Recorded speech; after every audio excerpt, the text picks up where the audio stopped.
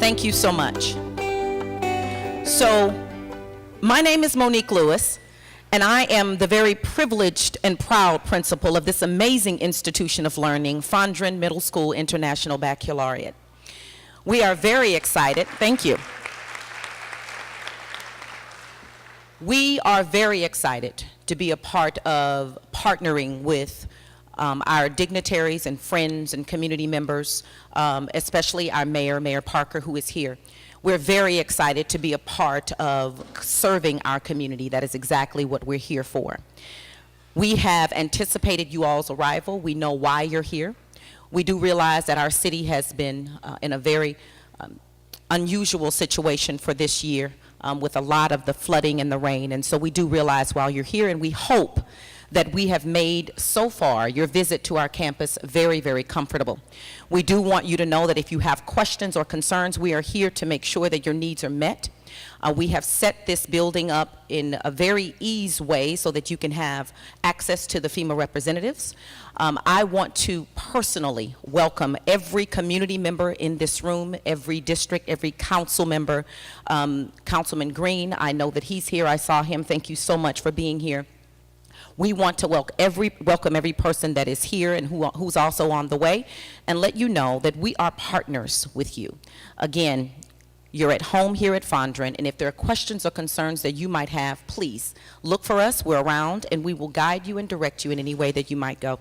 All right, so without any further ado, I'm going to ask that you put your hands together for the fabulous mayor of this amazing city of Houston, Mayor Parker.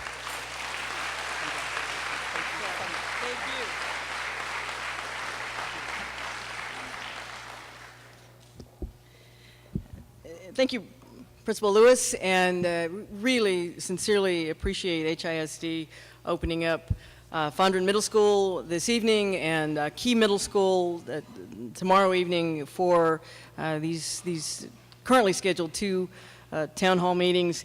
You're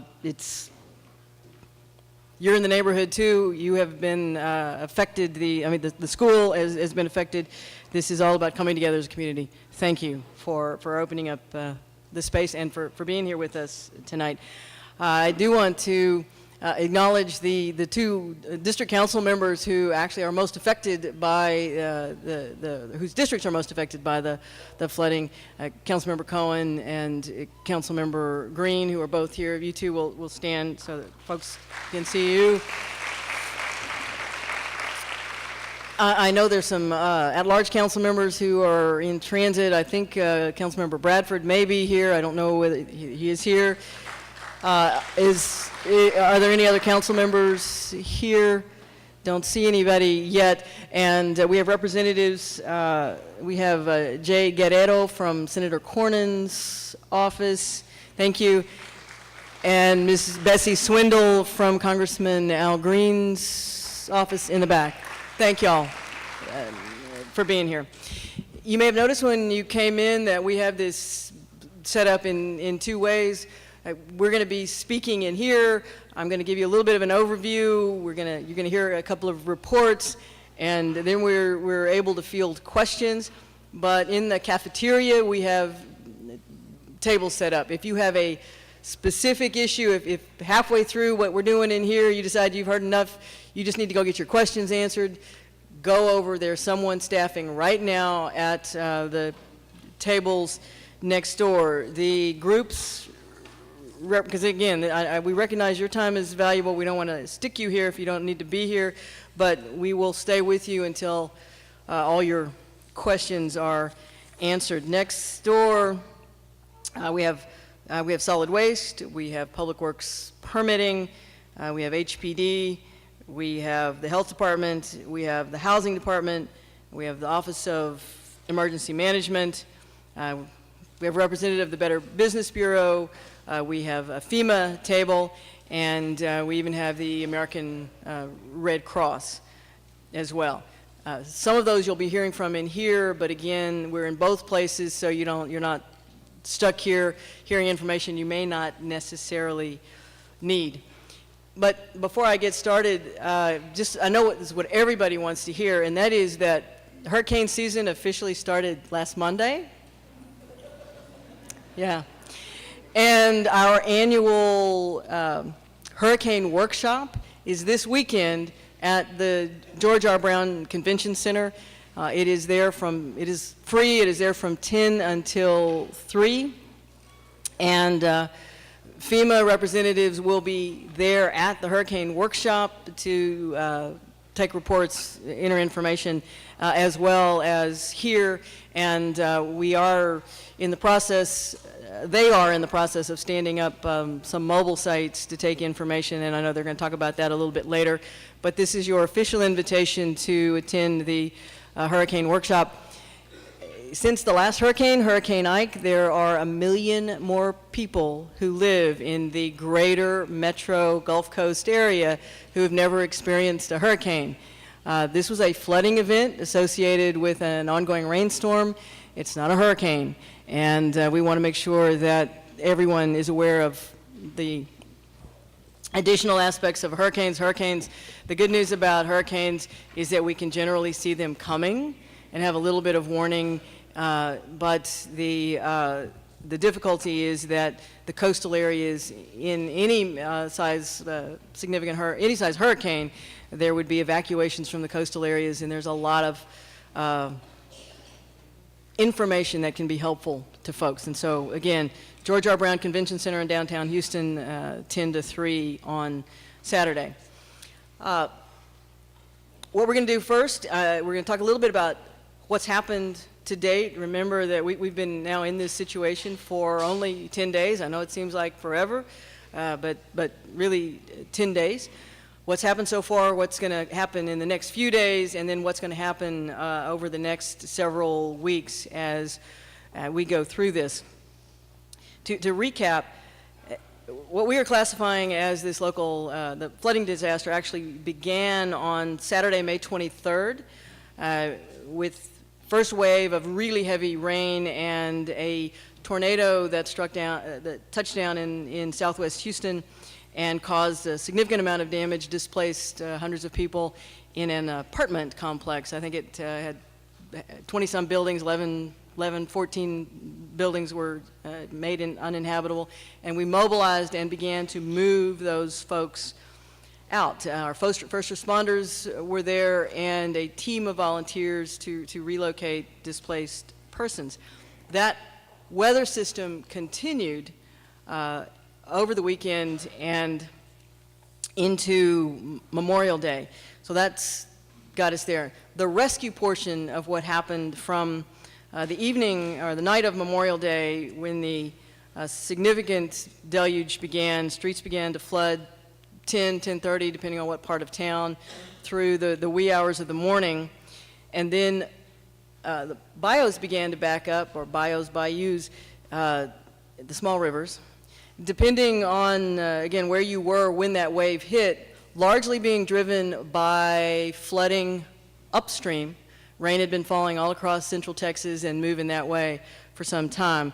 So we had the localized street flooding from the torrential downpour. Some parts of Houston had 11 inches of rain in maybe a 3-hour period, and then we also had the backup of the bayous.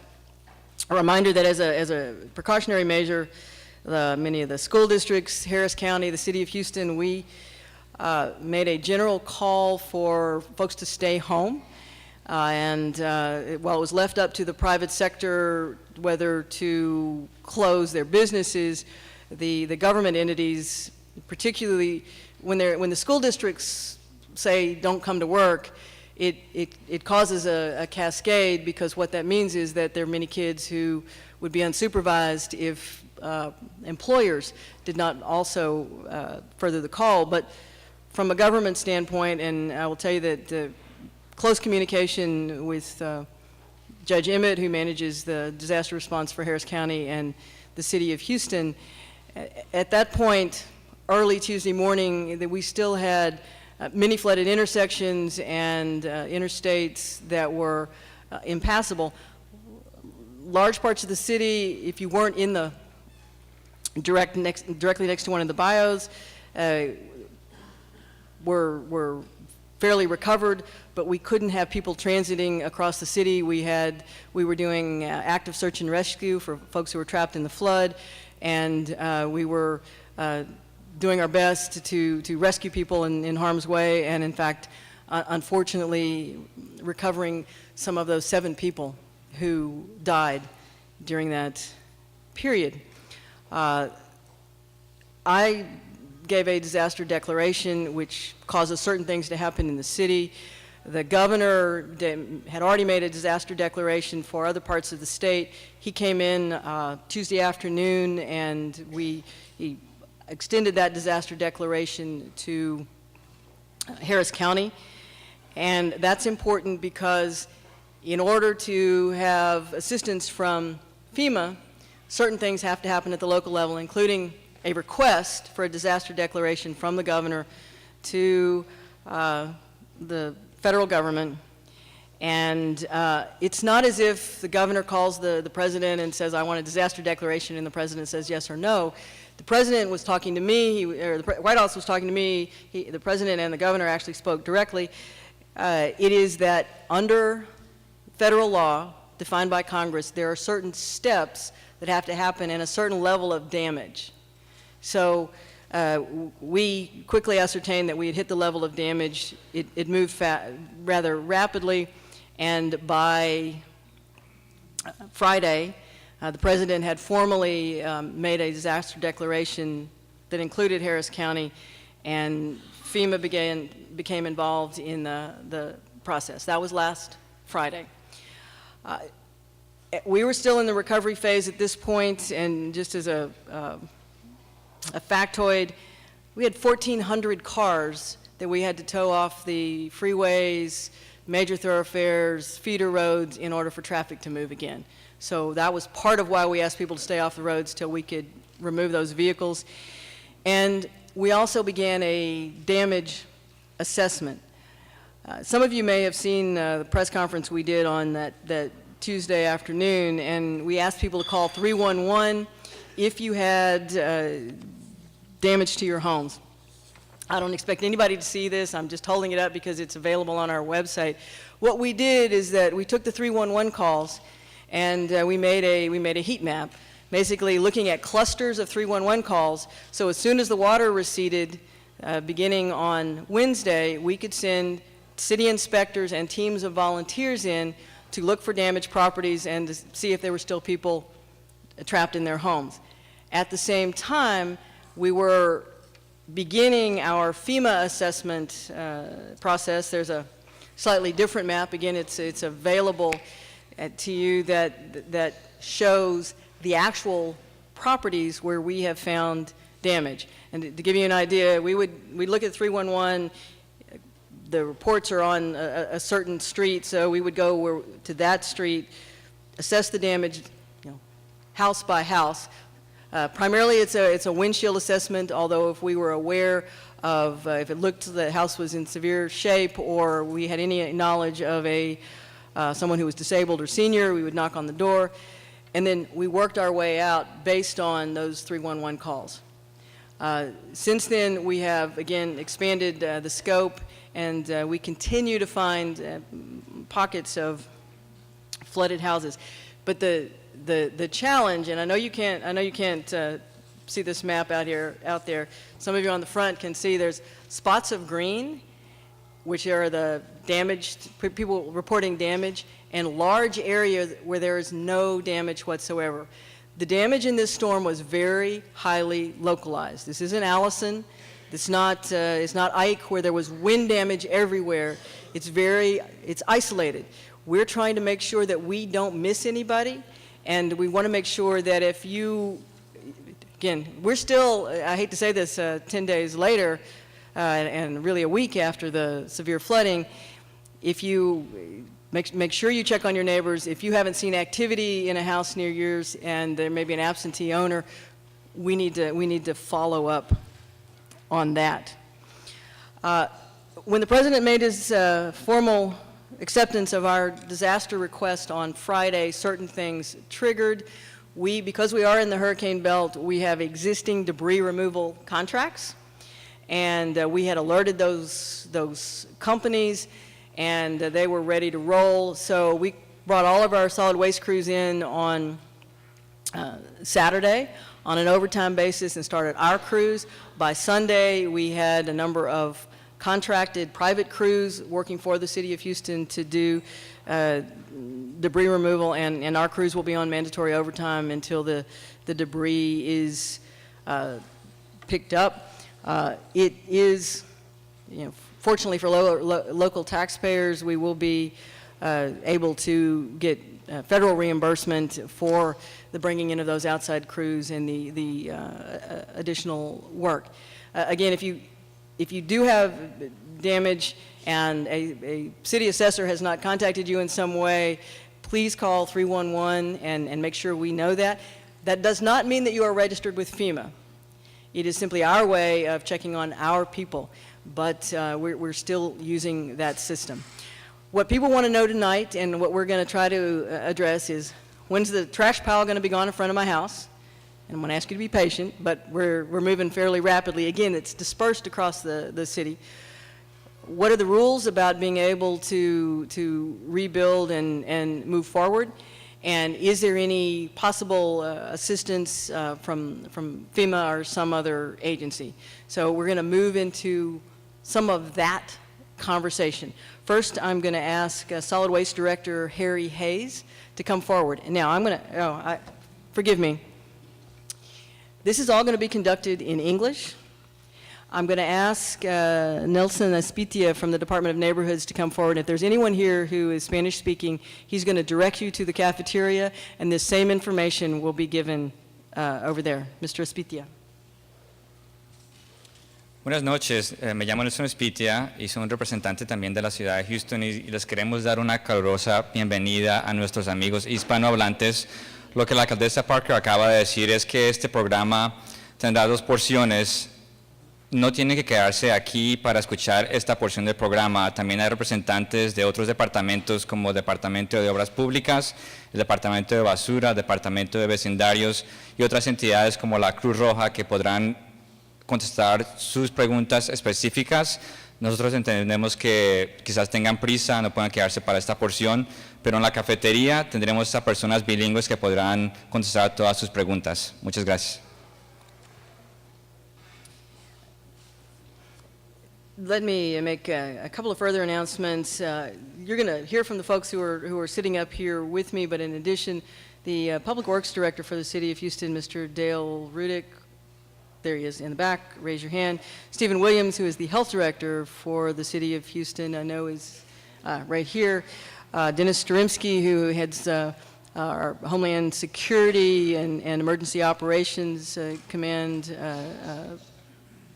Chief Starymski right here, and Katie Tipton of the Department of Neighborhoods here against the wall. All of whom are here to answer questions and have been working. And an announcement, the American Red Cross, which opened and operated our shelter that has been open since the tornado 10 days ago, has items available outside directly behind me in the parking lot. They have a mobile van, they have cleanup kits, they have heater meals, which I guess means something like MRE. They have bleach, they have shovels, they have gloves. So if you want to leave here with some necessary supplies, thank you to the Red Cross, and they are out here behind me. Now I'm going to ask Harry Hayes, Solid Waste Director, to give you an idea of where the debris cleanup is today. Right. Thank you, Mayor. Good evening, everyone, and thank you for having me out here. Can everyone hear me in the back? Okay. Where were we today? We were in every neighborhood that was affected with debris. We've done a comprehensive assessment of the area just from the solid waste side, which is separate and distinct from the other operations that are taking place. We know that we have a home count in the 14,000 range, just in this area alone. I do want to take the opportunity to introduce the Southwest Director of Solid Waste Operations, Mr. Ed Zilton, who is down at South Post Oak in South Main. Ed, stand up, Ed. That's too quick. They need to get a good look at you. There you go. There he is. Yeah. right now, it looks like, as most of you already know, these floodwaters went in 4 or 5 streets. That is about 25% of the homes in the area that we can see, which is about 32 to 3,300 homes that have debris. So far, we have collected 20,000 cubic yards of debris just in the Braeswood Strip, I'll call it. Braeswood, which is Willow Bend, Westbury, Meyerland, on out to the Braeburns, the different Braeburn neighborhoods. What we're seeing currently, that's about maybe 1.5 to 2 rooms of debris that is at the curb. Is that about accurate for most of you that have put debris out, or have you gotten everything on the curb? It's all out. That is very good. Thank you. Okay, no. Well, I just want to thank this one gentleman for having his all out. Thank you. Just this one. Some of you in the room, I may have stopped and talked to you. I try to get out and talk to as many folks as possible to provide the reassurance. I know that you don't have all of your debris out. Typically in these operations, it takes 2 to 3 passes because you're working in phases. I was speaking with a gentleman today down on in Braeburn Valley. He had put out his living room and part of the kitchen, and he was worried about getting the rest of the carpeting out of the house. So please get it out. We'll be back in just a few days. We have currently 54 private contractor trucks that are working in the area. That is more than enough to get at least 2 trucks in each operational zone. And so I'm kind of getting down in the weeds with this, but where we are currently, we call this Debris Zone 9. In Debris Zone 9, we have 21 subzones. Not all of those were affected, only about 6 or 7 of them.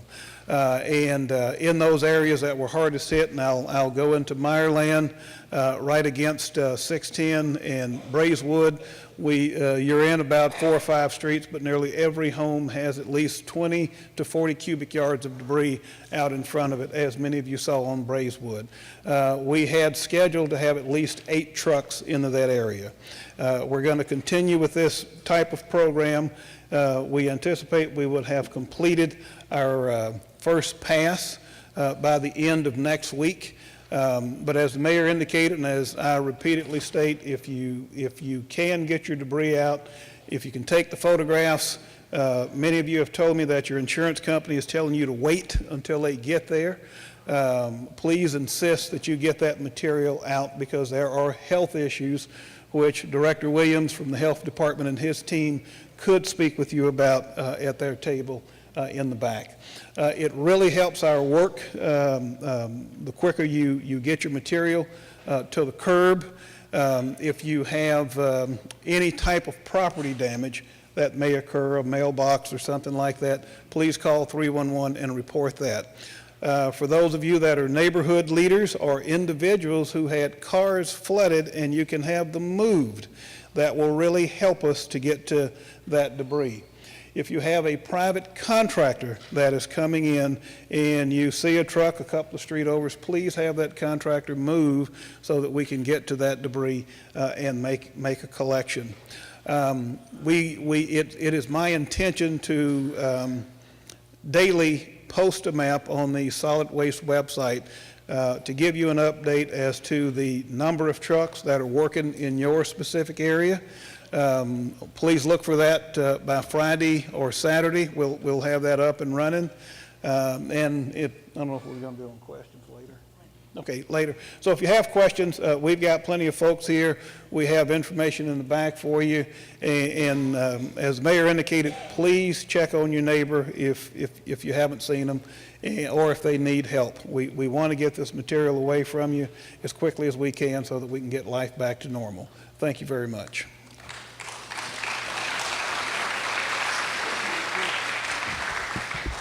Again, we're going to continue with presentations, and then we will take questions. But we have folks who can answer questions immediately in the cafeteria at the various tables. You should be able to find all of the departments I mentioned: FEMA, Red Cross, and others.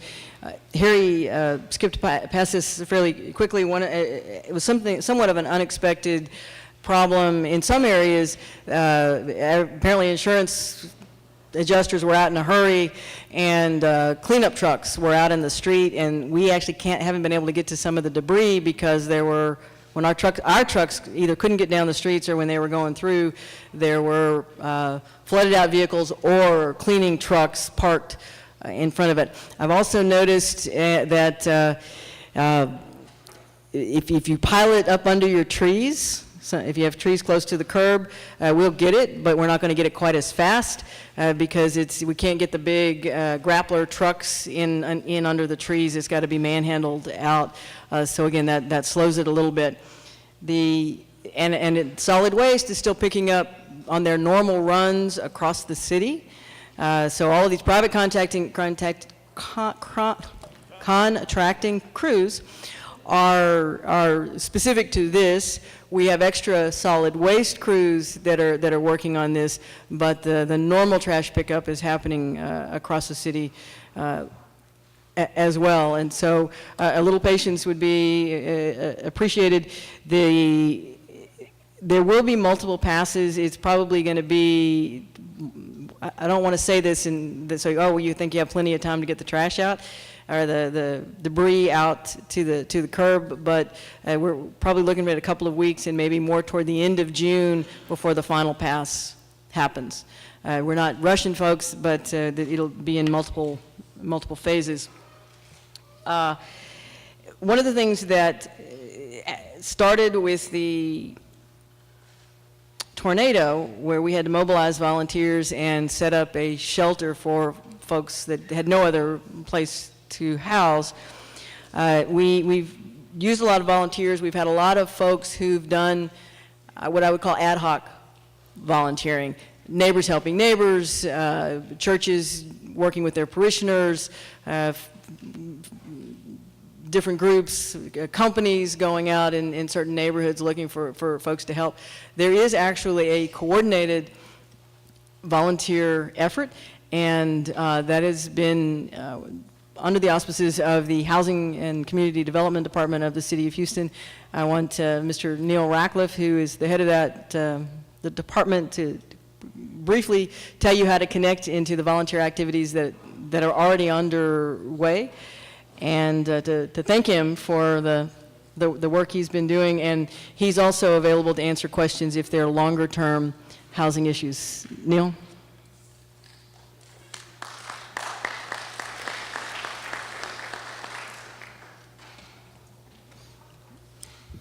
Thank you. I'm an attorney. I'm not used to applause, so that warms my heart. I want you to know how grateful I am to the volunteers who have come out and done incredible work for their neighbors. We've seen some pretty amazing things. I'll give you a kind of run down a list of some of the folks that have gathered together with us already to coordinate our volunteer efforts. We've had a couple of sort of town hall meetings with volunteer groups who want to participate. The first day was a little rocky as we all kind of got through stuff and different opinions and data portals, etc., but we ended in a good place. And then the second day, we really kind of came together on some strategies to make sure that we're efficient. Groups that were represented, one is the Moms and Ladies of Southwest Houston. Give them applause.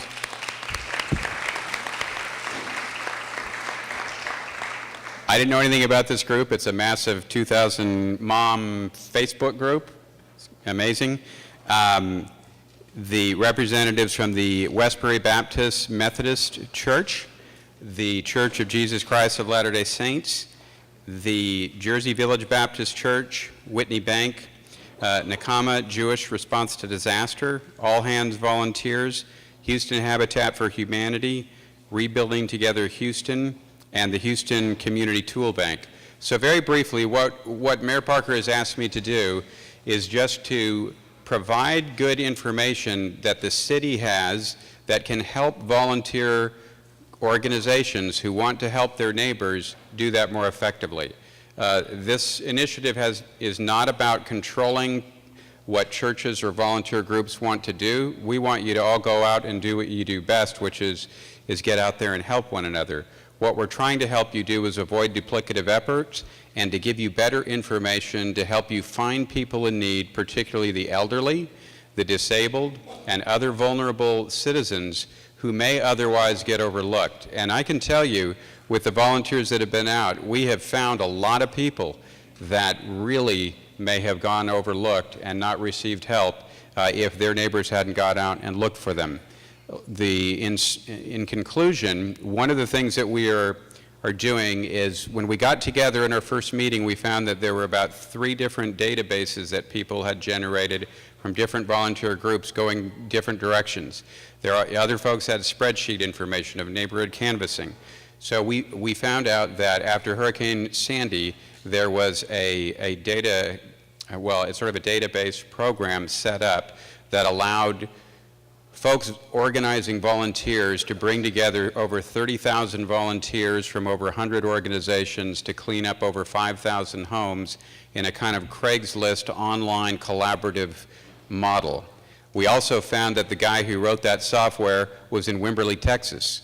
And so we got on the phone with him, and that guy's now staying at my house.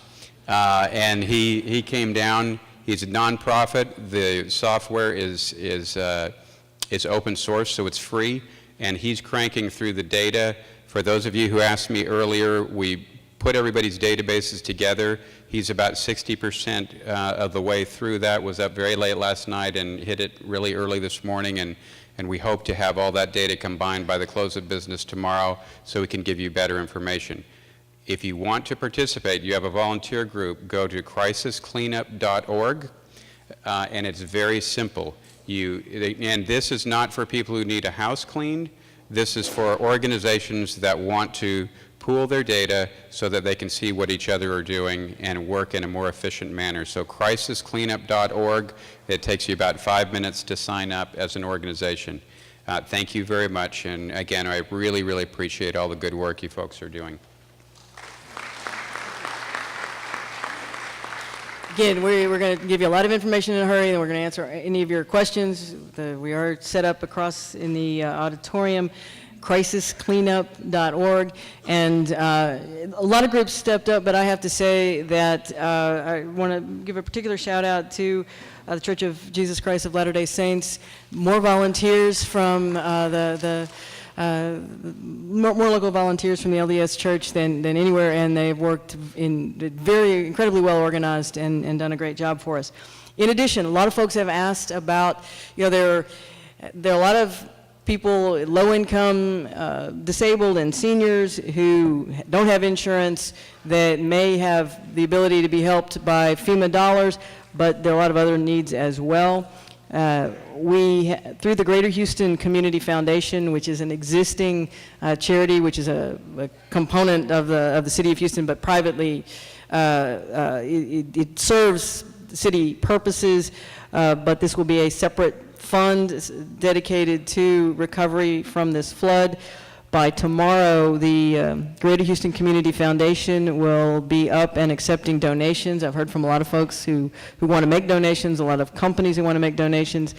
It will be the Greater Houston 2015 Flood Recovery Fund. Greater Houston 2015 Flood Recovery Fund.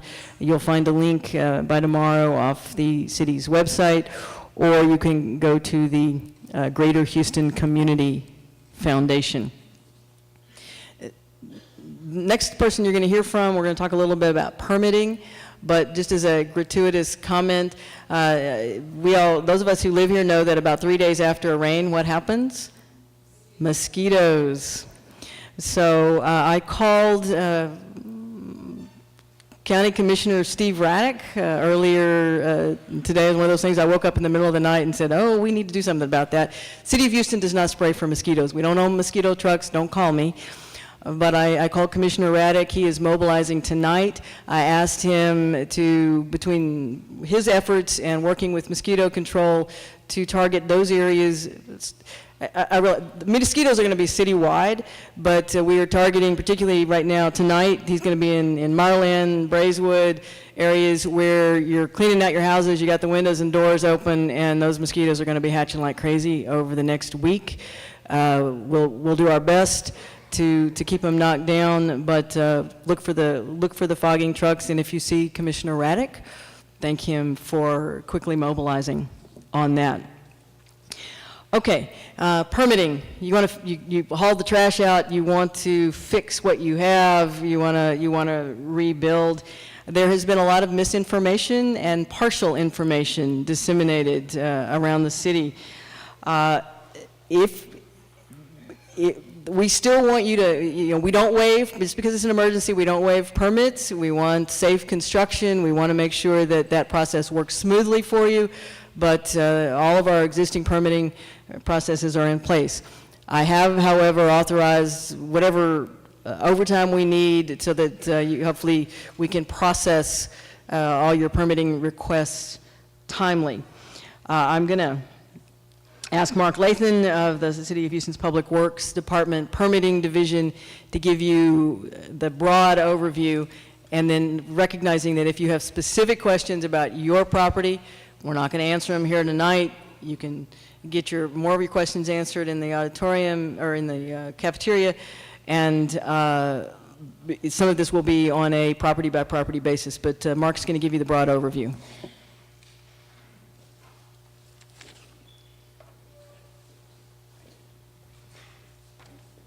Good evening. I'm here, I guess, to talk about the rebuilding aspects of this event that the community has suffered. Let me start out a couple of basic things. I've got two documents in my hand, and one of them is entitled Flood Damage Repair in the Floodplain. It's a fact sheet. And the other is an important notice regarding flood and wind event repair work.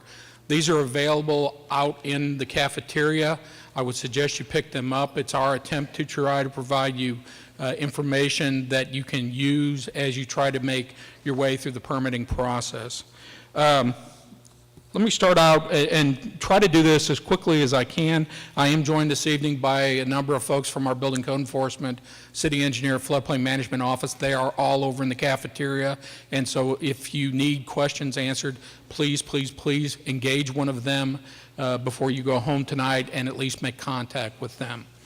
As it relates to the flood damage, I'm going to start at the highest level and work my way down.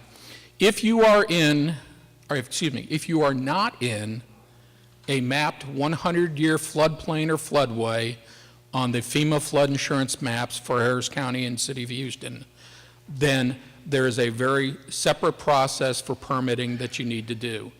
It is what we call general repairs. You will need to have permits that you can get from 1002 Washington from the Houston Permitting Center, but you will not be required to have floodplain related permits, okay? And I would put a caveat, if you're doing any kind of electrical work, you're going to have a licensed electrician, because permits for electrical work have to be issued to a licensed electrician. Excuse me. So the first category is you are not in the map floodplain and you suffered flood damages. You can go and get building permits, repair permits at the Houston Permitting Center. Yes, ma'am, and you can go online. Also, I'm going to give you I'm going to give you a phone number and email address if you have questions. The phone number is 832-394-8854. Or if you want to email questions, you can email to FMO, that's the Floodplain Management Office, at HoustonTX.gov. We have a lot of documents on a city web page. I'm not going to read the URL off of it, but it's on the documents that I mentioned earlier, so please pick one of those up. So second category is you are in the floodplain and you were fortunate that you suffered limited amount of damage. Typically, that would be a valuation of less than $10,000 worth of damage to your property. Again, you will be able to get general repair permits through Building Code Enforcement. You will not have to have a floodplain repair permit, and you can apply for those at 1002 Washington at the Houston Permitting Center. The last two categories get a little bit trickier because you're in the floodplain, you've sustained damage, but it has not reached the threshold of what we call substantial damage. What does that mean? FEMA defines substantial damage as more than 50% of the value of the structure before the event occurred. A couple key points there. Land isn't included. It's the value of the structure before the event occurred, and your repairs to restore the property have to exceed 50% of that value. All right. If you are not substantially damaged, but you are over $10,000, same rules apply. You have to have a general repair permit, but you also have to have a floodplain permit. Why do you need a floodplain permit? Because we have to track this information for FEMA for the purposes of the city's participation in the National Flood Insurance Program. So if we have structures, if we have losses, if we have damages in the floodplain, we're required by our contract, if you will, with FEMA under the National Flood Insurance Program to provide that information. The last category, and this is the one that in talking to people earlier, obviously I think most people will have the most angst over and will be the one that we're going to have to work very closely with you to get you where you need to be. You're a property that's in the floodplain and you're substantially damaged. The value of the damage to your property exceeds 50% of the pre-event value. Now, how do we determine pre-event value? Well, there's a couple of things we can look at. One, you can bring us an appraisal from Certified Appraisal. If you just bought the house in the last couple of years, or you had refi done, or you have an appraisal of that property, you can bring that into the floodplain office and we can look at that value. You may get a valuation from FEMA as part of your paperwork when you file your claim. We can look at that value. We can also look at the HCAD values. Now, this is where a lot of misinformation has been out there and a lot of the concerns are. The HCAD values are what I would call the value of last resort. We use those values when we have nothing else available at our resources, at our disposal to evaluate your claim. So if you have an appraisal, in some cases, you may want to contact an appraiser to see if they'll do an appraiser of your pre-event home. If you have an appraisal, and talking with my staff during Ike, we even allowed for appraisals that were 5 and 6 years old. We will work with you to do the best determination of the value of your structure so that we can make a best determination as to whether it's substantially damaged or not. What does that mean if it's substantially damaged? Well, a couple of things. First of all, you can bring to us an elevation certificate that basically says the slab of my house is at this elevation and the flood elevation is down here and my slab is above the flood elevation and therefore I'm not substantially damaged. Good to go. Get your permits, get your floodplain permit, and you go on down the road. If you bring in a repair plan that says I'm substantially damaged, but I'm going to bring my home into compliance with current 2015 City of Houston floodplain regulations, we can move you forward. That sounds real easy, but let me explain what that means. The City of Houston floodplain ordinance requires that your slab has to be a minimum of 12 inches above the base flood elevation, the 100-year flood.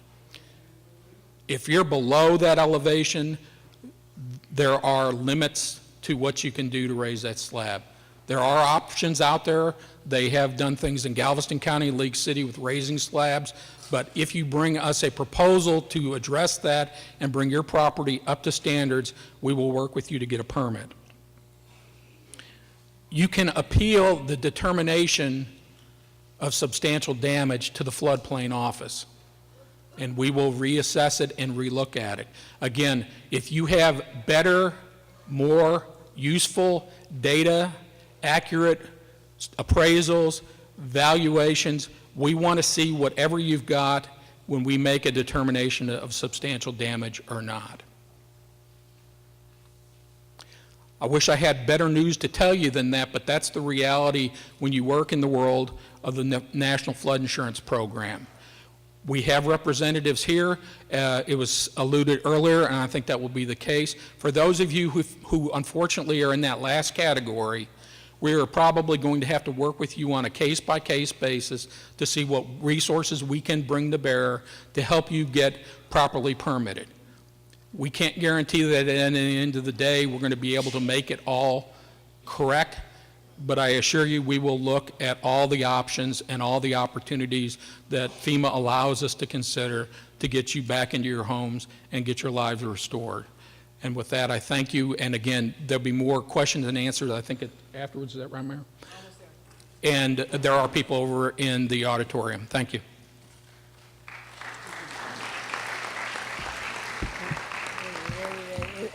Thank you, Mark. One thing, I know when folks were coming in, we were asking you to sign in, and some of you may have decided you didn't want to do that, and that's fine.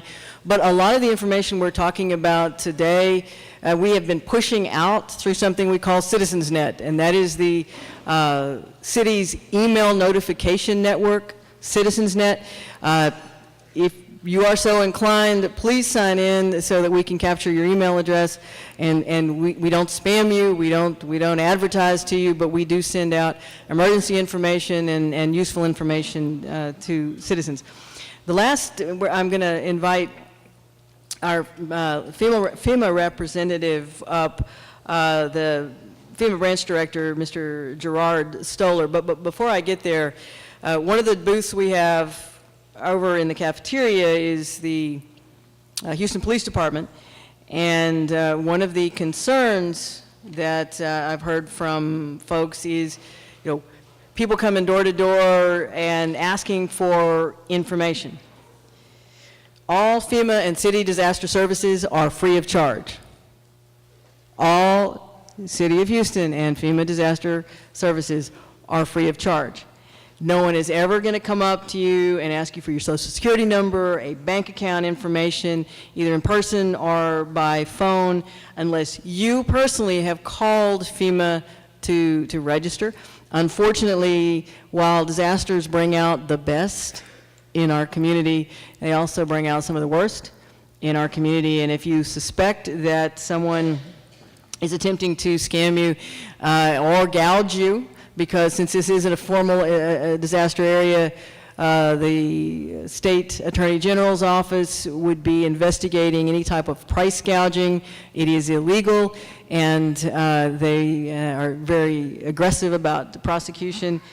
Please, you can work through my office, you can work through the Houston Police Department, we can make the proper referrals, but this isn't a time when folks are trying to take advantage of this disaster to benefit themselves, and we have to make sure that we are vigilant about that. A lot of the steps that we are taking are, and why it comes in a certain order, is because Congress has authorized FEMA to act when certain things happen. And I'm going to give a compliment. This is one of the fastest responses that I think, certainly in talking to my peers around the country, that we have seen. An amazing, thank you, it is important.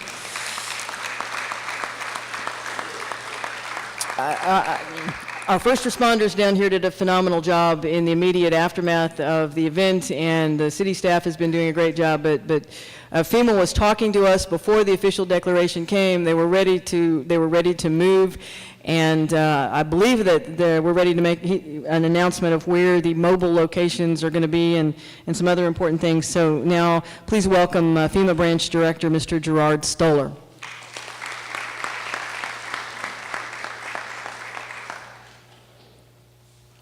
Thank you very much, Mayor Parker, for having us here this evening. Ladies and gentlemen, as I was listening to the mayor describe what was happening here in the city, I couldn't help but reflect on, where I was at. I was in the State Operations Center in Austin with Chief Nim Kidd and his staff, monitoring the impact of all this water, not just in Harris County, but throughout North Texas and Southeast Texas as well. And I'm going to assure you, Mayor, that during this time we've had the people of Houston and Harris County been in our thoughts and prayers. We're here to help. We want to get you back up on your feet and enable you to take ownership of your recovery. Okay, that's what this is all about. And I was also inspired to hear about all the volunteer efforts that are already underway in the community. That definitely shows the pride and the resilience that all of you have in the city of Houston. The mayor also mentioned that, did a very good job, Mayor, of describing the declaration process, the steps that have to go through, that have to be completed before we can actually get in here on the ground. That is very important, not the least of which is because, as you heard the mayor talk about, there was a significant amount of work being done, just to stabilize the environment here. And the local officials, local emergency management officials and first responders really had their hands full with the swiftwater rescues that were going on and the other mitigation measures that were being taken just to get the environment stabilized. So it really was not practical for us to get on the ground here to begin to talk about recovery until we had the environment stabilized. And again, from our perspective in Austin, watching Chief Kidd and his staff and their cooperation and coordination with the county judges and with the local officials, I think we're at a point now where we're ready to get this recovery underway. I do want to remind everyone that the best way to take advantage of federal assistance is to register. All right, and there are a number of ways you can do that. We have the website www.disasterassistance.gov. There's also a smartphone application or approach m.fema.gov. And then, of course, a traditional phone line, 1-800-621-3362. And for the hearing impaired, 1-800-462-7585. So we encourage you to register, get yourself in the system if you have at all been impacted by the flooding. I do want to share with you kind of where we're at in the recovery effort. Statewide, we have very nearly 5,000 survivors who have registered for FEMA for individual assistance. Of that 5,000, more than 3,200 registrations are residents from the city of Houston, 3,238 to be exact, as of earlier today. Now, as a result of these registrations and the subsequent inspections that have occurred, more than $3.6 million in housing and other needs assistance has been approved for those who have registered. Of that $3.6 million, $2.8 million has been approved for residents within the city of Houston. And that includes $2.7 million in housing assistance and more than $500,000 in other needs assistance for things like medical or transportation or incidental housing needs. You should know that we have over 200 inspectors that are working in the field. These inspectors are responding to or have completed more than 1,000 inspections, and we still have more than 2,500 inspections to get to. So there is a little bit of a backlog there, but with 265 inspectors in the field, we're confident that we're going to be able to work through that quickly. And Mayor, I want to thank you for talking a little bit about that inspection process, and at no time should a FEMA inspector ask you for any type of a check, or money order, or cash, anything in that nature. All they should present to you is their FEMA credential and then ask you some questions about the damage that has occurred to your home. So again, thank you for that. And I just want to now talk a little bit about our posture here in the city and what's going to be happening over the next several days. I talked at the beginning about registrations, and that's what we're going to push for over the next several days, is we're going to get into the heavily impacted communities here in Houston and ensure that we are touching everyone who has been affected and afford them the opportunity to register for federal assistance. And we're going to do this in a couple of ways. You're going to see what we call disaster survivor assistance teams actually walking through the affected neighborhoods. Just like our inspectors, they will wear FEMA distinctive clothing. They should have a shirt on like I have. They will have a FEMA badge, okay, that is to identify themselves, just like the one I have. They will be equipped with a mobile communication platform so that they can register a resident right at their home. And if they're already registered, they can check on the status of that that survivor's application by just using their registration number. So we're going to have, we're working very closely with the county and the city officials on where the most heavily impacted communities are, and we hope to have those teams out in the affected areas in the very near future. We're also going to have, the mayor talked about a little more of a fixed site. It'll actually be a mobile platform. It's going to look like a mobile home, if you will, that we're also going to make available for residents to come and register. Again, the emphasis over the next several days will be to get survivors, those who have been impacted, into the system by registering. We're still looking at a couple of sites here in the city. The mayor showed the map where the heavily impacted jurisdictions are, and we're just working through to prioritize some of that work. But I can assure you that of all the areas that have been affected, at some point we're going to get out and you'll have an opportunity to register for federal assistance. Now, you've heard this evening about some of the very specific challenges that are facing the city.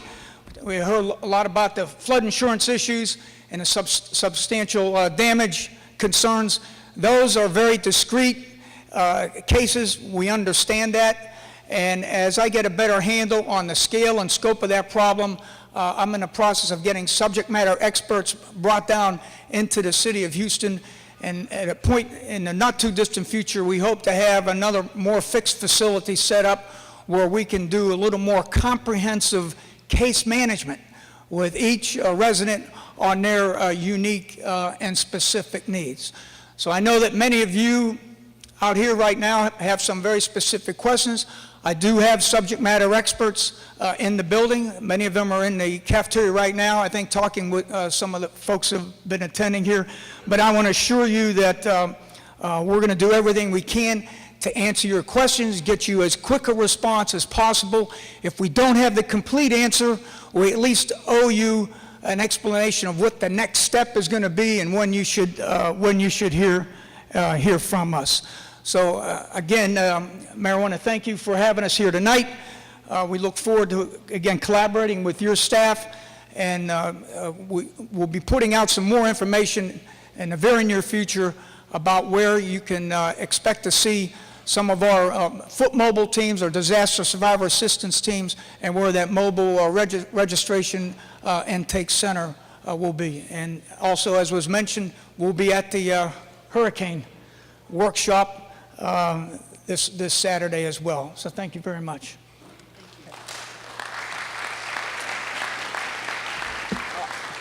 All right, we're going to move into questions here in just a moment. I do want to acknowledge that we've been joined by Mayor Pro Tem and Councilmember Ed Gonzalez, Councilmember, and we have staff here from Councilmember Mike Laster. Where are you? Over against the wall. Thank you for being here.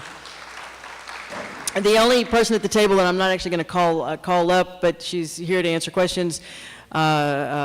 Executive Assistant Chief and Chief of Staff to the Police Chief, Martha Montalvo. If you have specific questions for the Police Department, we endeavor to answer every question before you got a chance to ask it, But the 2 microphones are here in case we didn't succeed in that. Again, specific questions next door. I'm going to ask Nelson if you do one more announcement that this meeting is conducted in English, but if you have questions in Espanol or other languages, they'd be in the cafeteria. Un recordatorio a nuestros amigos hispanohablantes que si tienen alguna pregunta específica, que en la cafetería tenemos representantes de varios departamentos y otras entidades que pueden contestar sus preguntas específicas. Gracias. Now, there are microphones here, and you may address a question to anyone. You just need to queue up. Ma'am? Okay, I'm going to start here and then over there, and then we'll alternate. Yes, sir. Thank you, Mayor. Thank you, panelists. Question specifically regarding the rebuild. Talked about the 50% valuation dynamic. You didn't really talk about what goes within the calculation of how much that cost is to rebuild. Because a lot of the insurance proceeds are going to cover other things that are not permittable, do not require a permit. For example, the demolition and the haul off. There's things that people will add back, appliances, et cetera, to bring their home back up to the previous condition. So can you talk a little bit about and some people may decide to rebuild their property on their own, putting up their own sheetrock, if that means to hit within that threshold so they don't have to either tear down their home or raise their home up a foot. So could you discuss a little bit about the rebuild required process for homes? Thank you. No, you got microphone, and it's not mobile.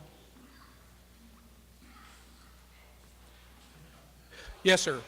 Again, what we're looking for is the value to reestablish the property to the pre-event condition.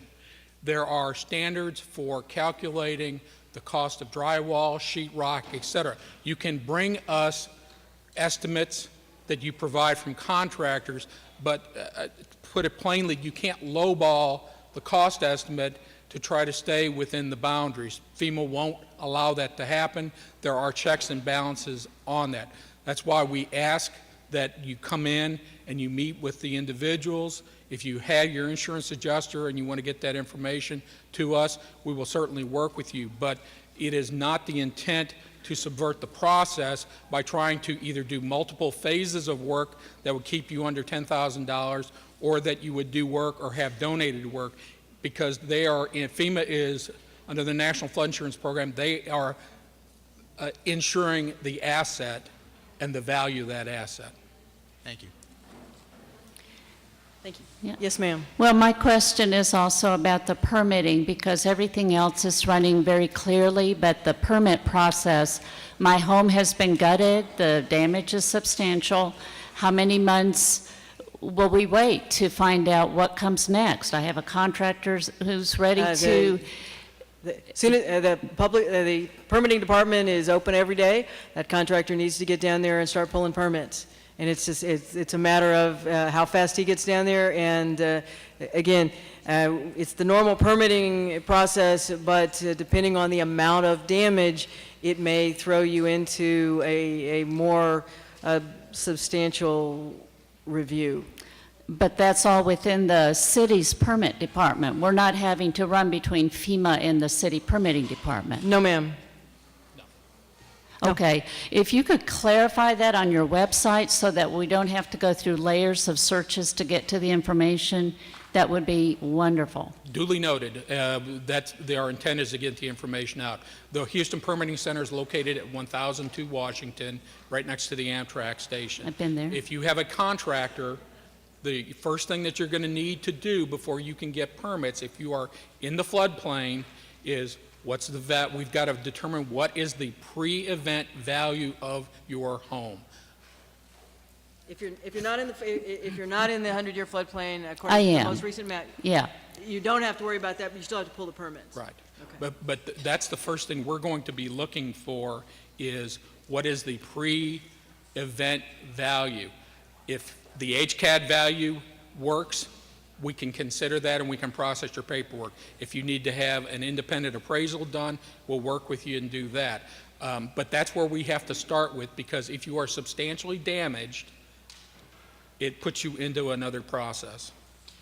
Since you raised a good point, I keep referring to the city's website, and this is available at the city's website, but in order not to have you have to navigate through multiple pages of the city's website, all of the disaster-related information is going to be in one place, which is accessible off the city's website. I'm saying yes, on the front page, but it's HoustonRecovers.org.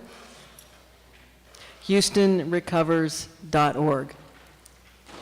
Ma'am?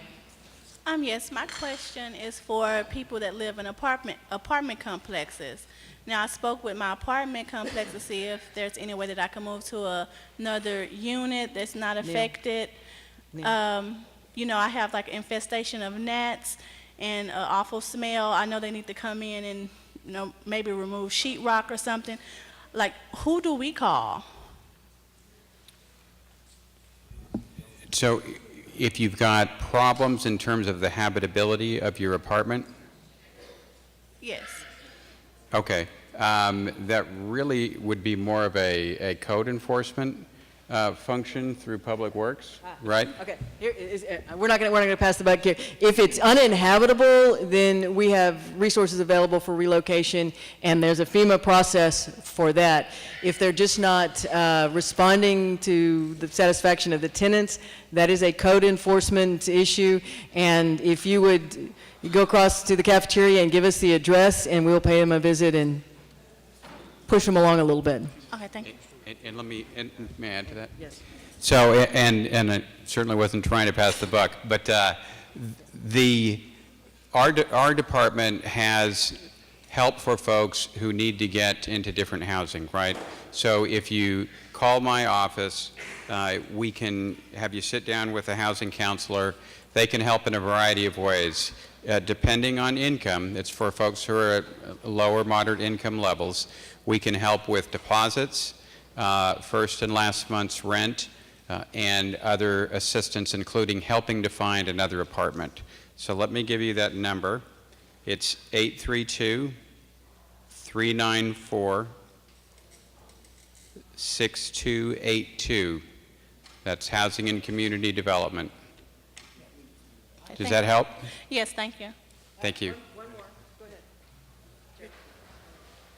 No, ma'am, if you would get with one of our specialists in the back, I think we can begin the process of working with you on this, all right? Because I think we may be able to help out, all right? So I would like to have, if you could just get one of our specialists in the cafeteria, we can begin to address your concerns, okay?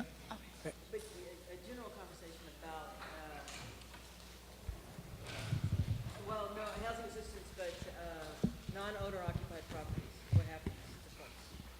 Well, again, if you're having a problem with the livability in your home, if you're registered with FEMA and the inspector comes to verify that condition, then there is some assistance that is available to help you with temporary lodging, and we can address those specific questions either here tonight or when we're out in the field later.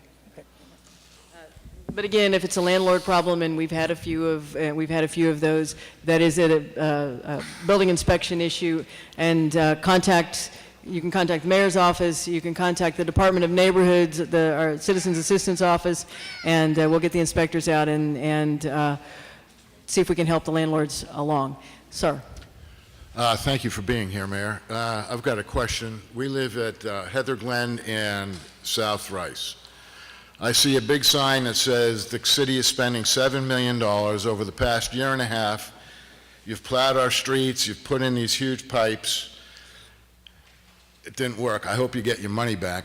But my real question is, have you looked for the bottleneck? What's backing this up? This is the third time that we flooded. This time I had 42 inches of water. I've just spent $12,000 today paying contractors to rip everything out. You know, what's happening? What are we doing to stop this from happening again? Where is the bottleneck?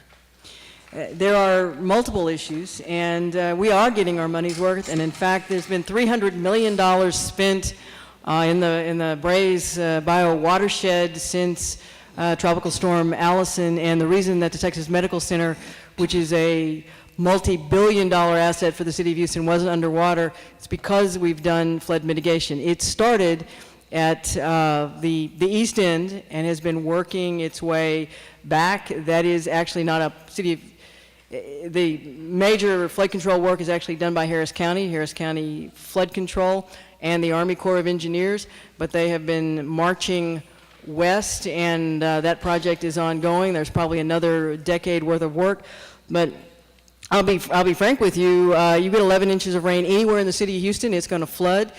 It would have flooded when there was not a human being living here, and it'll flood again in the future. But the drainage investment has paid off, and again, it is working its way up the various watersheds.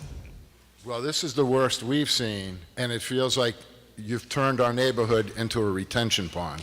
Well, I'm sorry you feel that way. I will say again that it's pretty clear that the investment is working, but it is not done yet. And we've been, the schedules of work are laid out for, again, I think it's about another decade into the future. If you'd like to know specifically, I don't know whether my Public Works Department can tell you what's going to be done along in the Braze Bio watershed, but I believe that they can help you answer a number of those questions. They're across the hall, and as I said, my Public Works Director is here and can answer any specific questions you may have. Sir.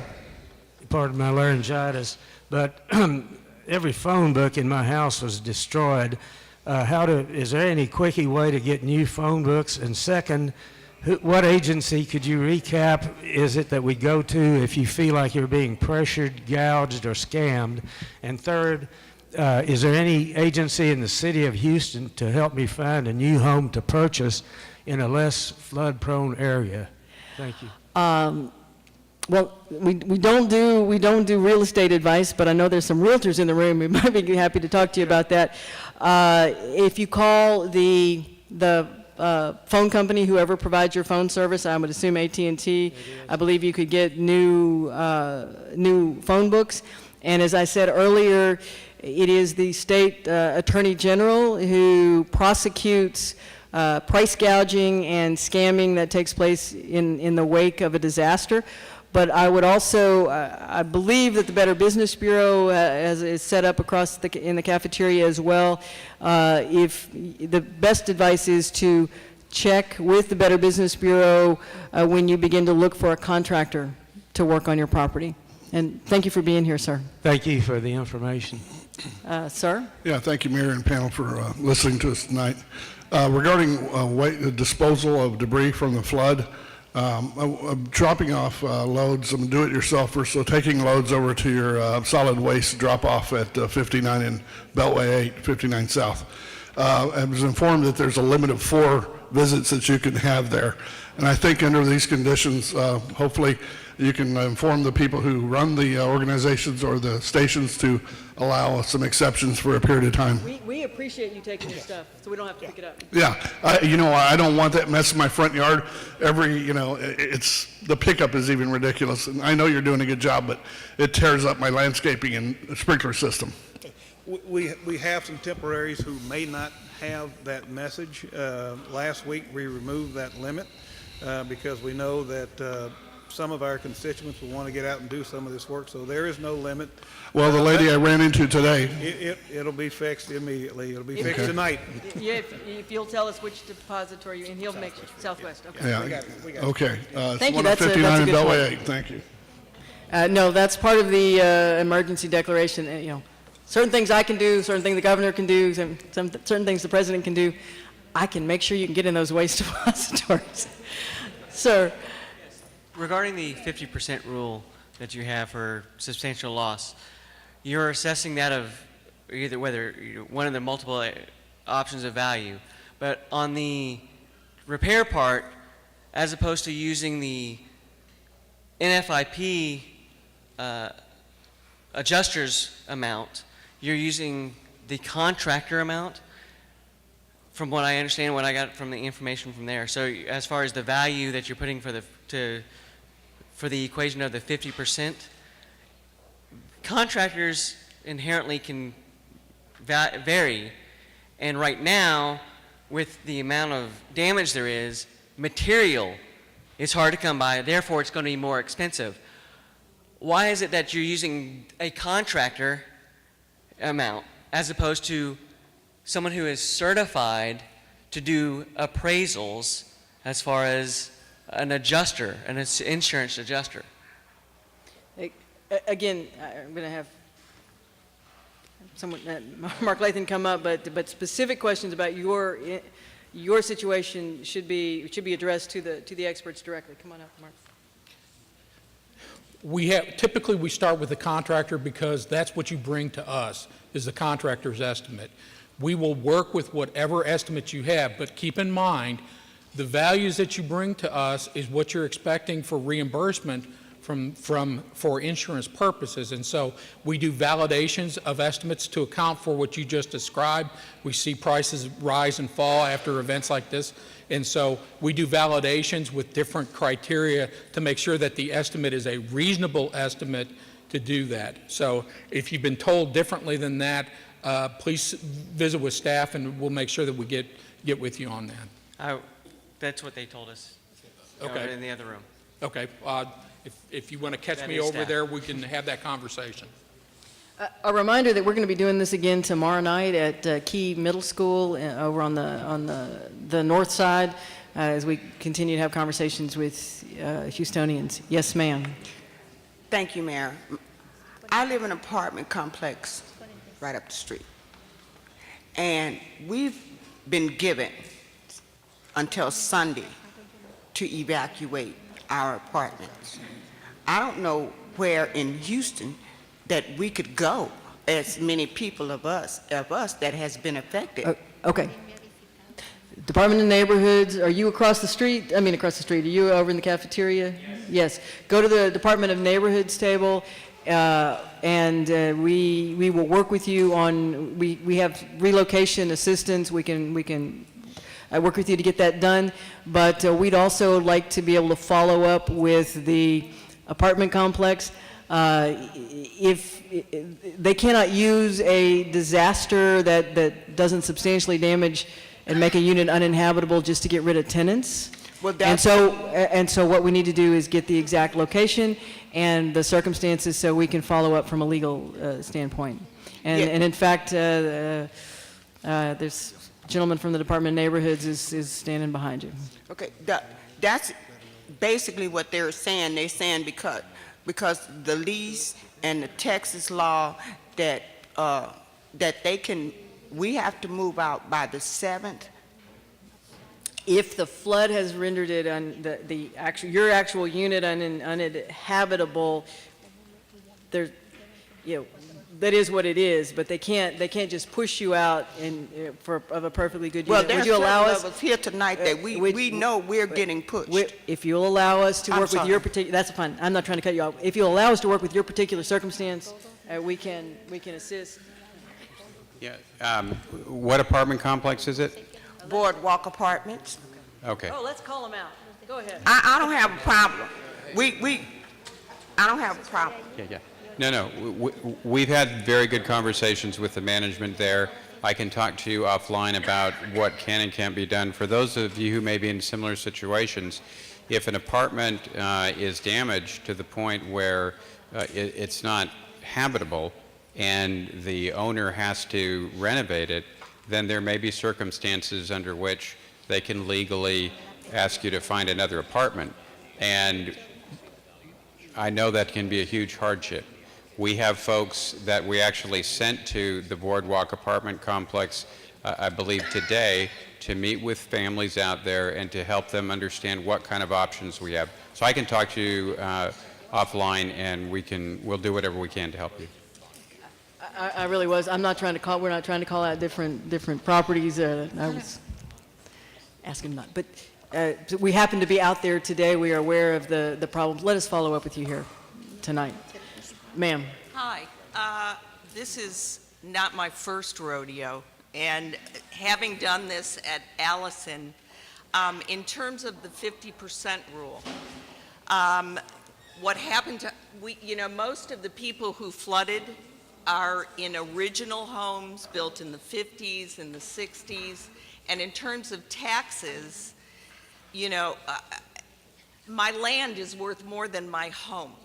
And in the last time, my house was $100,000. My land was $400,000. I had $50,000 to fix my house. Couldn't fix it. Happened to have a recent appraisal because I had just remodeled. Otherwise, I couldn't have built again. I'm in a similar situation. My lot's worth $700,000. I got a house that is old. How about a buyout? That is a question you need to take directly to FEMA. I took it to FEMA, and I just came back in here because they said to take it to you and take it to, not to you, but take it to my councilwoman. We don't do buyouts. Who does buyouts? Harris County Flood Control, I believe that the county, if anybody can help me out here, we don't do the buyouts, and we don't make the rules on the 50% substantial damage. That is a federal requirement. So the person who does is Both the city and the Harris County Flood Control District have access to FEMA dollars for a buyout program. The city of Houston has not historically had a buyout program. right. Okay. The Flood Control District will buy out properties if they have an ongoing program. And if you contact the flood staff, they should be able to put you in touch with somebody at the Flood Control District who may be able to help you with that. If they contact your office, you'll make that. Absolutely, yes. What, say again? If you contact the Floodplain Management Office, Floodplain? floodplain, What's that number? I just wrote it down, hang on. 311? What I said, we will do the handoff to Harris County. We're not going to, you can contact us and we'll do the handoff, but it would be the Harris County. So that's how it works is, because I don't want to do this again.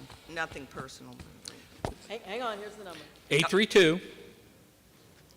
832-394-8854. And I say, And you say you'd like information, who do you need to talk to at Harris County Flood Control about their buyout program? got it. Okay. Let me add one point for everybody. Right. Under the buyout program, when a property is purchased by flood control or anybody else, the property is cleared and perpetually nothing else can ever be built on that property. I know. So I just want people to be aware of that, because if that happens, you may have vacant lots in neighborhoods because people have elected to be bought out, okay? Well, that's already happened in our street from the last time. I'm not surprised. Yeah. Yeah, it can create a patchwork of voluntary sellers unless there's a determination made that they need to take everybody out and not give you a choice. Well, on my block, 29 houses just on my block. So I'm wondering if maybe that block should, Sounds like it. yeah. Anyway, thank you. There was a question earlier, and I want to make sure I repeat the number. The Texas Attorney General for price gouging or scamming, local number 713-223-5886, or toll-free 1-800-621-0508. We also have a representative here from CenterPoint Energy, and in fact, could you, right here against the wall, wave your arm big. You may get your electricity from any number of providers, but the wires are CenterPoint, and I have to say that CenterPoint did a pretty magnificent job getting power restored during the flood, but we appreciate that you're here.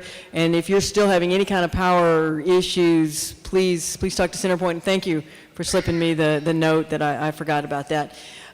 Mayor Pro Tem Gonzalez, you have a, and again, I'm here to translate. Okay. And so she says, good evening. Her her issue, this is If, Dorina. could I have, if you're going to have a conversation, please take it across the hall. Yes, ma'am, go ahead. This is Dorina Andrade, and she's really been stressed.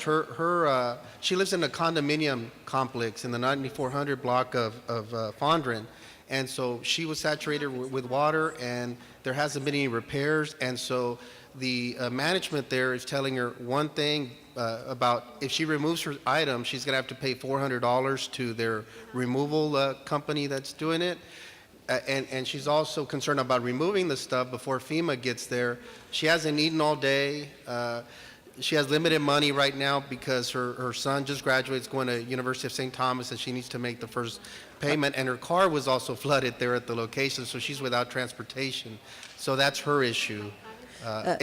And she needs some manpower help, so maybe your volunteer initiative could help out. Senora, I feel for the condition the conditions that you're having to deal with.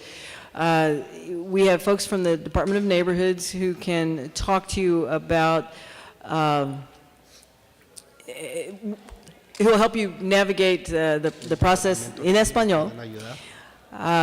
And if it is determined that I'm assuming since you said you're in a condominium complex, and so it's an absentee owner, and you're living in that, you're renting that. No, she's buying. Oh, you are buying the unit, so it's the management. It's the Correct. management district. If you'll take that conversation to us, we'll let us work through. There are resources available, but it's again on a case-by-case basis. We're going to see what you qualify for in your particular issues. Okay, thank you. Thank you, Councilmember. And Mr. Ma'am, Senora, Ed, Nelson here will help Yeah, walk and her then through the. She's also. And again, Yeah, and she lives in the Glenshire neighborhood. You're gonna need to speak into the microphone, Okay, please. I'm sorry I'm coming a little late. I don't hear all the numbers. But I'm a single mom, and I have for 3 years, and I'm supposed to move in my house. My house being water everywhere, and I cannot go in because it's water, and I cannot take my furniture out because. We have volunteers who can help either one of you move your possessions out if that is the best step to make at this point. Let us work with you on the issues of where you're living and why you're having to relocate.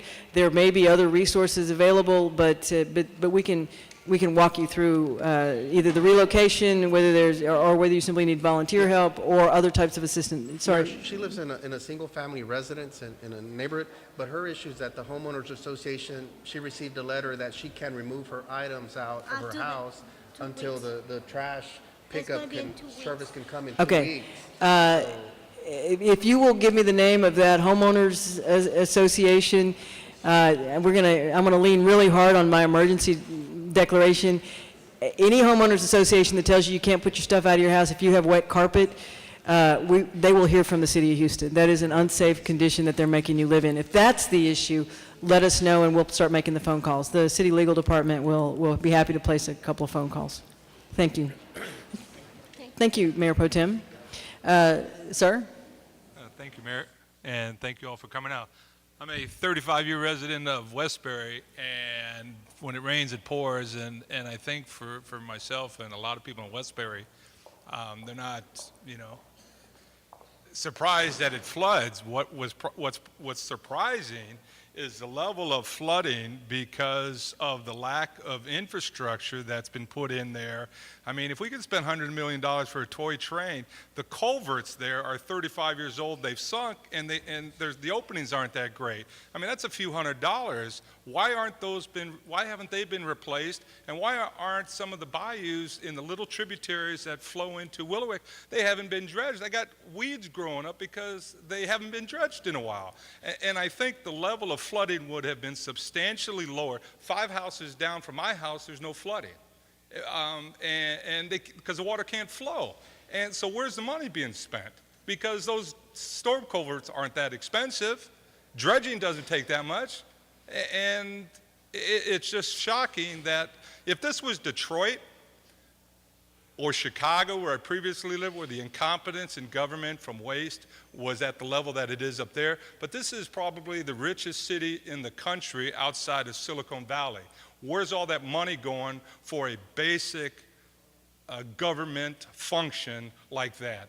You can't stop all the flooding. I think most educated people can understand that, but like some previous people said, where's the money going when you can't spend for the storm culverts? Some of the storm culverts in Westbury are they're in good shape. Some of the other ones haven't been replaced. I've been there 35 years and they haven't been replaced in those years. So how old is? Who knows? But it doesn't cost that much money, is my point, and either does dredging. And when the weeds are growing up, that's a significant problem. And now I hear dredging is going to happen next week. Well, that should be done on a regular basis. I understand why you're angry, and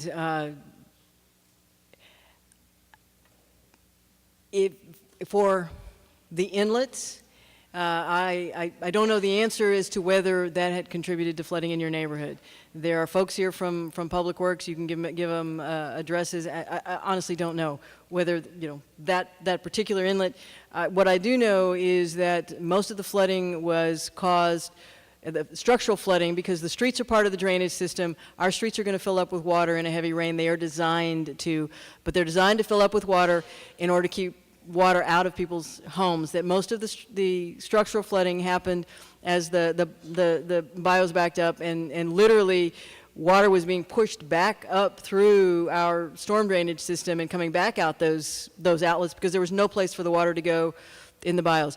The drainage ditches to which you were referring are Harris County Flood Control, and while I don't have authority over Harris County Flood Control, if you will talk to the Public Works folks and ask, give me locations and your name, we will ask the questions on your behalf and get back to you as to the dredging schedule and what the status is of the work that they do. There is a division of labor in some of these issues. Just curious, the storm culverts, is that a city function or a county function? It's a little and bit if of... it's a city function, what department? It depends. It would be the Public Works Department or it's Harris County Flood Control. What happens is that we take the water so far and then we hand it off to Harris County Flood Control. So I don't know the specific answer, but we will find out for you, but you need to give us a way to contact you back. Okay, thank you. Very good. You want to get the last question, and yes. then we're going to relocate over into the cafeteria. So I want to thank everybody. And so for the record, I'm going to bring some points here to public presence. So the first thing I want to point out is here we are, 10 days into it. AT&T, which provides a basic infrastructure that a lot of us are reliant upon, their networks are not up and running, and I think that their disaster recovery strategy should be such that when they make an appointment on the 1st and then they don't come and show up, and then they make another appointment on the 3rd and claim their infrastructure is up and running, but yet the technician comes in and says the service crew isn't doing what they're doing because they worked 9 to 5 hours. I just think the city needs to be aware that these contractors do this. The other thing I want to bring to your attention and make it a matter of public record is that we know that Harris County Flood Control has done buyouts. We have 2 pocket parks, one at the end of Endicott, down the street from the future mayor Chris Bell's home, which clearly drew 4 feet of water. But most importantly, I want to bring to the attention that Lake Endicott really is a farce. They put in a 48-inch new water drain. Okay, I'm happy to let you vent about Yes, Harris ma'am. County. I'm not a Harris County official. I have no authority whatsoever over Harris County, and I nor do I have understand that, nor do I have any regulatory authority over AT&T, I know you which don't. is a billion-dollar corporation, but they are regulated at the federal level. So Sure. Please issue that request. So we have 2. But Yes, ma'am. a lot of folks here want to know about their particular problem, which I can actually do something about. We have spent hundreds of millions of dollars. In 2002, when I moved into the neighborhood, I was blessed with a flood as a welcoming gift in November of 2002. We had about 6 inches of water. By 2008, they lowered the streets 24 inches. We flooded a second time. We had 14 inches of water. Now they just finished a new street lowering project throughout the area, including a new 48-inch pipe.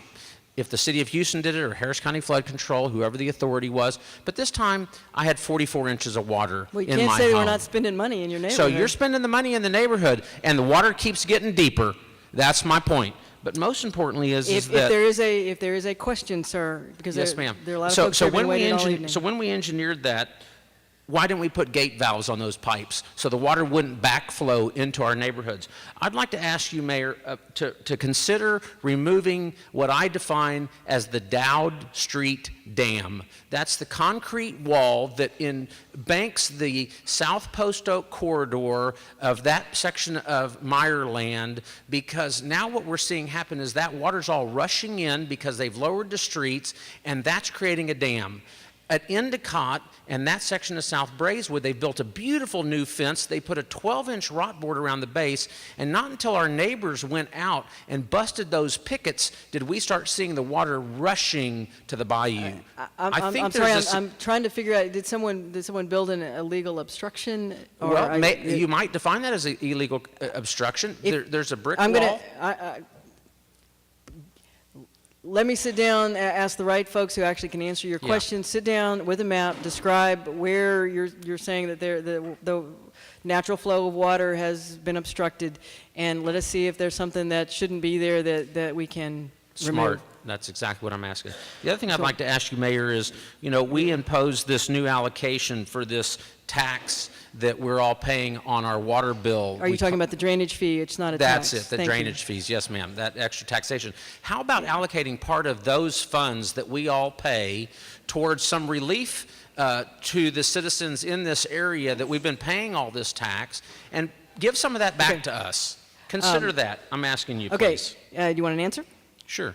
It is actually not a tax, it is a fee, and there's a distinction because it means that nonprofit organizations, anybody that puts impervious surface down on across the city of Houston actually has to pay the fee. That is what is paying for the vast majority of the street and drainage work that's going on today, an extra $100 million a year. And so the citizens of Houston, absent the work that's been done on Braes Bayou and across the city, there are thousands more homes that would have flooded in this last rain. Right. I'm gonna, since we have gone past the hour allotted by the school, and I know that you have a whole long list. I have one other item I just want to Okay. bring to your attention. That question, Sims okay. Bayou, they did a fabulous job on it. Why can't we get that kind of results with Braes Bayou? Thank you. They are doing that kind of work with Braes Bayou. They did do it. The Army Corps of Engineers, working with, I think it's Harris County Flood Control, working with the Army Corps of Engineers, did a fabulous job on Sims Bayou. They have done a fabulous job on the portion of Braes Bayou that they've done, but these are large-scale public works projects, and they are years in the execution. One of the things that delayed Braes is that they raised serially the bridges over the bayou as they widened and deepened. If you would allow me to provide you with the information from Harris County Flood Control as to the project plans and when they're going to be doing the various segments as they work their way upstream, I'm happy to help make that connection for you. Thank you. Thank all of y'all for being here tonight. I hope you found the information helpful. Ma'am, I'm going to come back and we're going to catch you offline. Thanks to everybody who stuck it out, and again, we're going to continue the conversations.